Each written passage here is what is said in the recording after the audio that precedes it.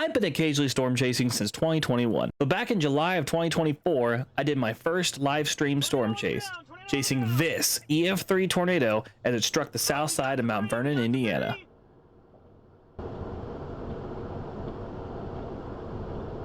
Debris in the air! This chase was incredibly impulsive.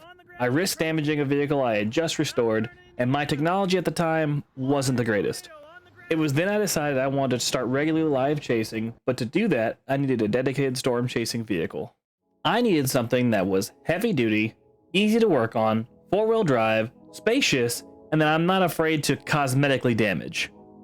I decided to hold off on any chases until I could secure a vehicle, and instead posted gaming content for Outbreak in the meantime. God! Holy shit! I searched for a couple months until I stumbled upon this, a 2008 Chevy Suburban 2500, and I instantly fell in love with it. It checked every single box in my requirements, and, well, it was my favorite color. And it was almost the exact vehicle I used in my Outbreak videos. Given this color of red was not a factory color for these vehicles, that meant that it was either someone else's custom paint job or it was a decommissioned fire vehicle. I noticed it had been up for a few months, so I decided to use that as a negotiation tactic. We agreed on a $5,000 price tag, and just like that, a week later, I brought her home. It actually wasn't that easy. Me and the seller kept having communication issues. When I tried to drive it home, a brake caliper locked up and almost catching the truck on fire and leaving me stranded for a few hours on an auto parts store 60 miles away from home at 9 p.m. at night, but we brought it home! First and foremost, I had to not only start the paperwork, because it had a salvage title, but I had to fix one of the running issues it was experiencing. To sum it up, this truck is equipped with a 6.0-liter LS V8. The truck was originally totaled out for a blown motor. The seller put a 2013 motor in it and brought it back to life. But not everything between a 2008 and a 2013 stayed the same on this engine. Most notably, the map sensor. The intake was different, and the 2008 map sensor did not line up with the mounting for the 2013. It wasn't as easy as swapping sensors because the plug was different and the wires weren't in the same position. One new sensor, pigtail, and some wiring later as seen in this video, and it was back to running strong. Until it didn't.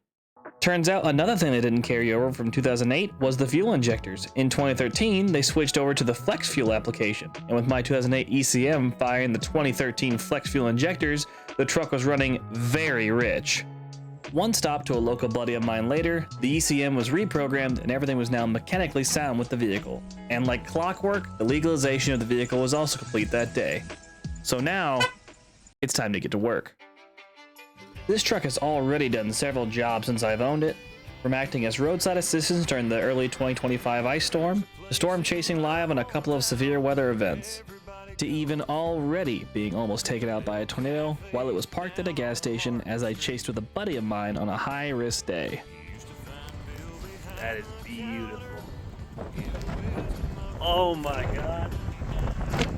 I had my fill of a few cheap eBay light bars that I very crappily stuck to the roof and wired through the door seal until I settled on this one from Amazon that, because I was right on it being a former fire vehicle, I was able to wire in through the roof and attach to some capped off hot and ground wires that were already ran through the ceiling. I also paired it with a decent traffic advisor I got on Amazon as well. Now you probably already noticed, but this truck came with some lights on each corner. These lights are Whelen 500 amber strobes that all work.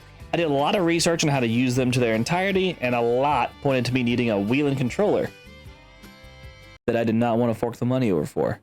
So I tore down the lights to the bare bones boards and saw 2 wires, a positive, a negative.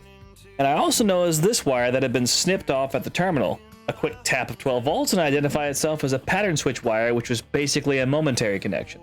Now, I was determined to make these work with my lighting system. The idea was to customize a center console with a switch panel and some buttons to wire all my lights together.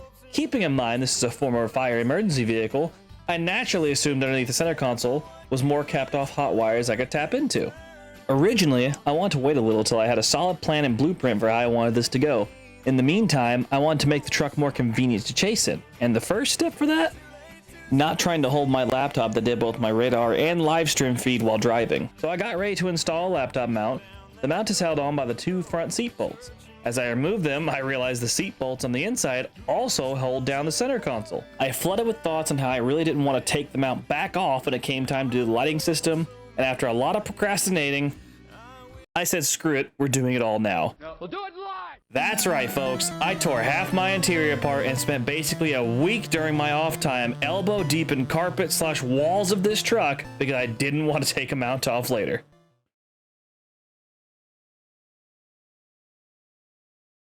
All right, we've got the center console out of the car. The first thing we have to do is prep it. I've got the cup holder removed for now, but I'm gonna need to cut the bottom out of this item tray. I just cleaned it up a little bit that way. I didn't have any like fluids or something that's flammable while I cut. Even though it's plastic, you never want to be too sure. Work with power tools.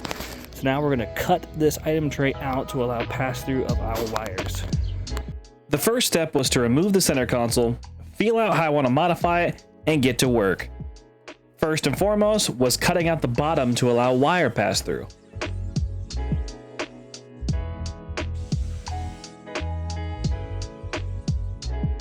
Alright, we've made the cut through the item tray. I didn't have to cut the whole thing out, just enough for the wires to pass through, so all we have to do now is just pop it through. Next, I took a sheet of ABS plastic and began cutting on it, getting an idea of where I wanted things mounted, and what other cutouts had to be made. Not quite.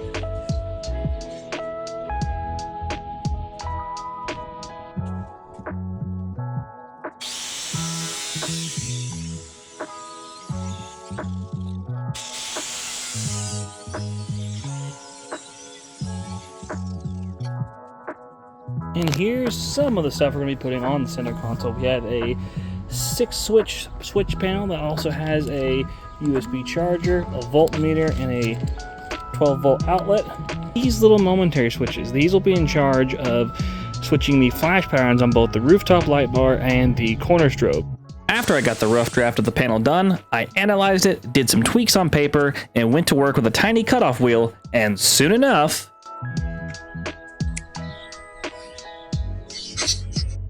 I spent the rest of the day running wires from the back of the vehicle to the front, and just after dark, day one was complete.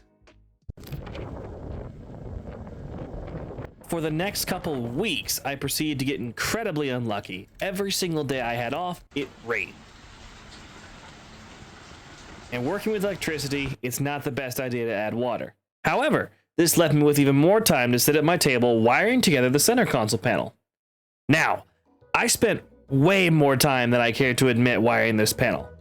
I had to add 2 separate bus bars, one to ground the entire panel and another to distribute power to everything that required constant power. I really wanted this thing to be somewhat easy to remove and maintenance if need be, so I didn't want to hardwire it all together. I also wired plugs into everything. I gave it a plug that provided constant power and ground, a plug for power by ignition, a plug for the wheel and strobes, and one for the pattern switch button. I also added one that provided power and ground to the traffic advisor controller. The light bar on top came with its own plug. After some quick analyzing, I determined I could repin the existing plug to work directly with my switch panel, as long as the included switch box didn't also house the lighting controller. Alright, so I've got the overhead taken down, I've cut the wires off and everything. Now I have undone the controller to what was the light bar controller, and I got lucky. So it seems the actual flash pattern controller is in, or the memory is in the light bar. This does not look like a circuit board. It's just a couple solder points with a momentary button. So I should be able just to snip these two and wire to my own momentary button. And then these are front and rear. So I should be able to wire those, just unplug these. I can plug the terminals straight into, well, I'll have to extend the wires a little bit, but ideally straight into the switch.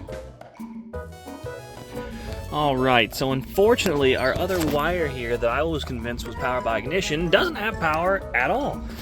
And due to the fact that I don't know where it's running, I can't trace back where the wire is at the moment without tearing everything apart. So, we're gonna have to run our own ignition wire.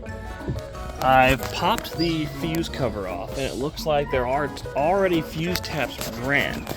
We have one fuse tap to this guy right here. This is just a miscellaneous ignition fuse, according to the fuse diagram. And then there's this one up here, which is for the fuel pump, which will also not kick on until the ignition's on to prime. So, we're going to try to utilize one of those with a little terminal here and some wires, see if we can't get that to work. If that doesn't work, I've got a fuse tap myself I'm going to use. So yeah, let's see what I can figure out. All right, so I've got my fuse tap in where the miscellaneous ignition fuse is. I've got it wired up and crimped up over here. I've ran it back through the same hole, and I have confirmed that via ignition, this wire does have power. So this wire will now run all of our LEDs, our 12-volt port, our USB chargers, and our voltage meter when ignition's powered.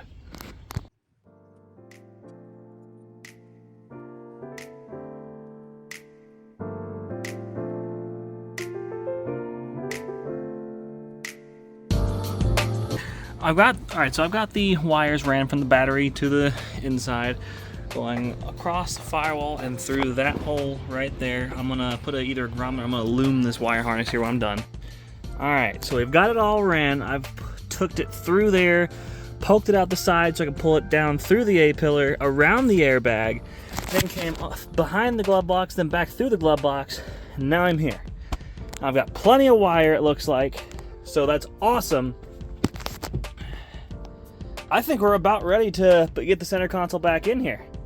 All right, so now I've got everything kind of tested. I've got my main power hooked up. I've got the top light bar hooked up, which is also hooked up to this momentary button for switching patterns. I've got everything hooked up via ignition to see if my ignition wire will work properly. So let's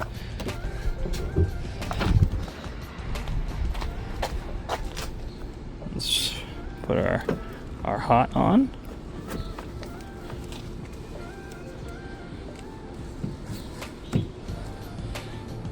And our, oh God, really? Our ground.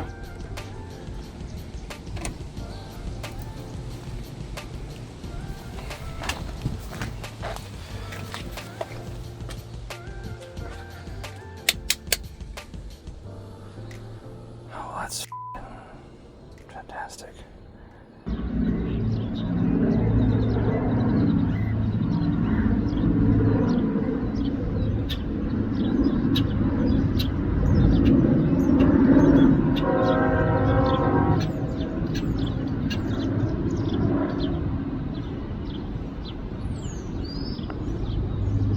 Huh.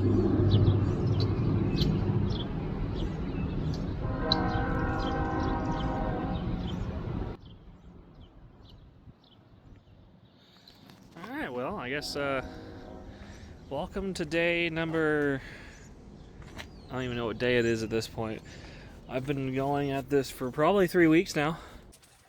After a lot of trial and error, I finally got all the wiring properly connected and sealed, and it was time to finally install the finished product. With some help from my dad, we began reinstalling the center console.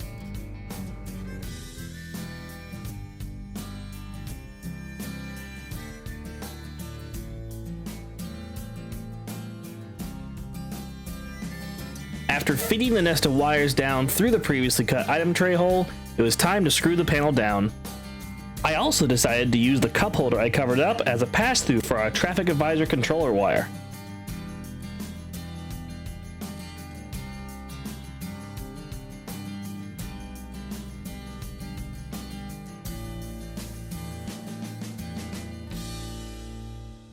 I also decided to use only 2 screws towards the rear of the panel to hold it down, while the dash will hold down the front, making it easier to remove in the future.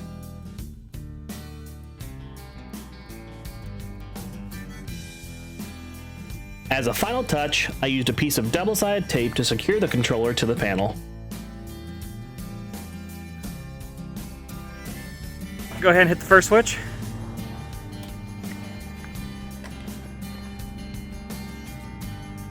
Alright, go ahead and hit the second switch.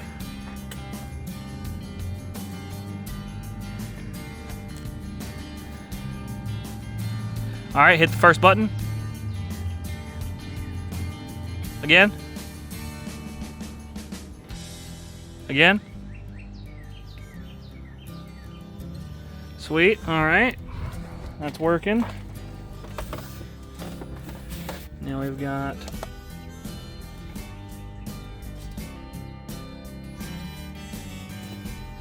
alright. Third switch. With all the wires ran, I'm now going through each corner testing the wheel and strobes and securing them in place. Second button. Second button.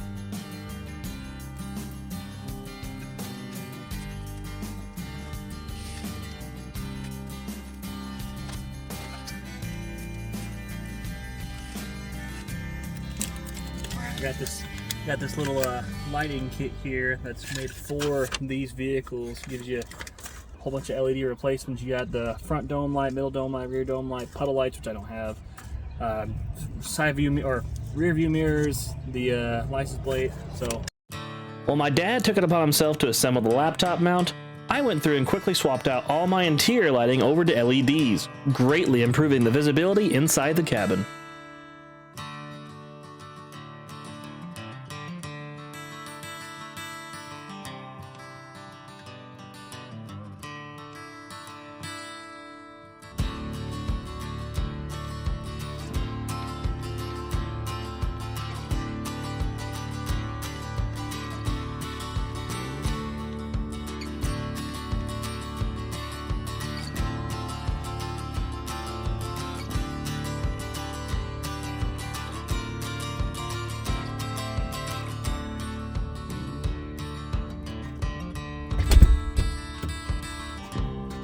Oh yeah, beautiful. Next, we worked on reinstalling the front seats and installing the laptop mount.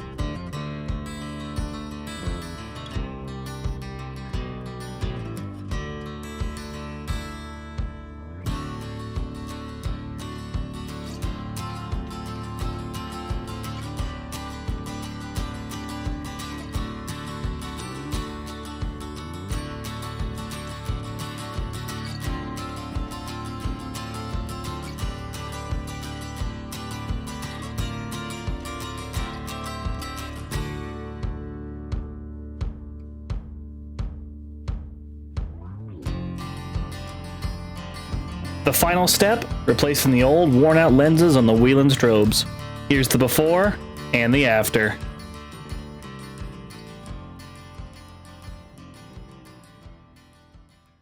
And just like that, after all this time, we are done. Well, almost done. I've got everything wired up properly. It is working. You have all the LEDs working on ignition. I'm 14 volts. I have my little FM transmitter here. This is the power inverter on that side. You got my laptop mounted. It's working. It looks great. Let's get that Discord logo out of here because I want to see my beautiful Supercell background that I got at work one day. All the switches work.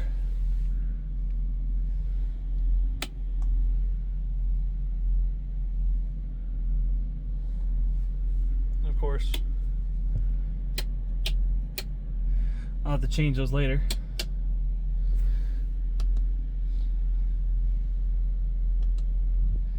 Hell yes. So all I have to do is restart that one last corner strobe back there and then just wire it straight in and boom, I am finally done. And this looks awesome, honestly. A lot better than I thought it'd turn out. I'm glad I still have a cup holder. The laptop mount is sturdy. It's a little hard for someone to sit in the passenger seat right now, but I might work on a solution to that later. But for now, it looks awesome. I'm super happy about it. All right, so then let's take her out somewhere as the sun's going down. Let's see how she looks at night.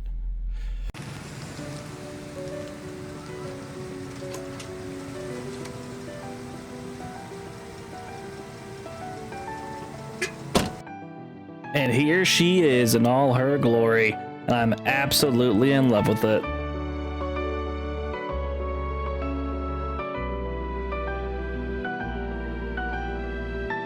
This video took so long to make, so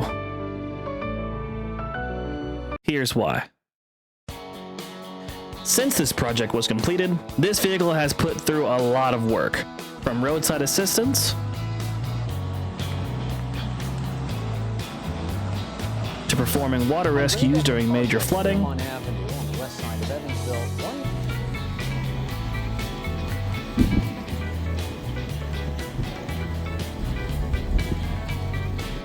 to even intercepting its first tornadoes earlier this year and assisting with search and rescue afterwards.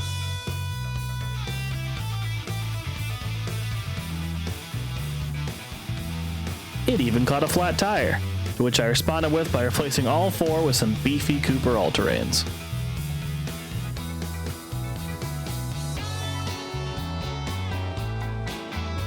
And that concludes the first episode of Project Firestorm. Subscribe if you want to see more modifications I'm doing to this vehicle. Feel free to also check out my Outbreak video series and my official Storm Chasing Facebook page. Thank you so much for watching, and I'll see you in the field.